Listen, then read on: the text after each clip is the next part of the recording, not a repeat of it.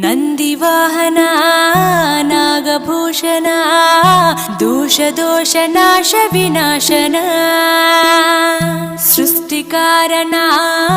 ನಷ್ಟಹಾರಣ తమోరజో సత్వగుణ విమోచన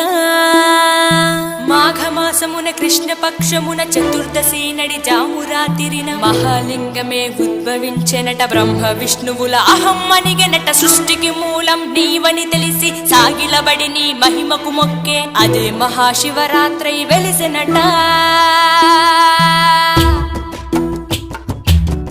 అరే ఓ జంగమా విభూది లింగమా పక్కన పార్వతమ్మ తలపై గంగ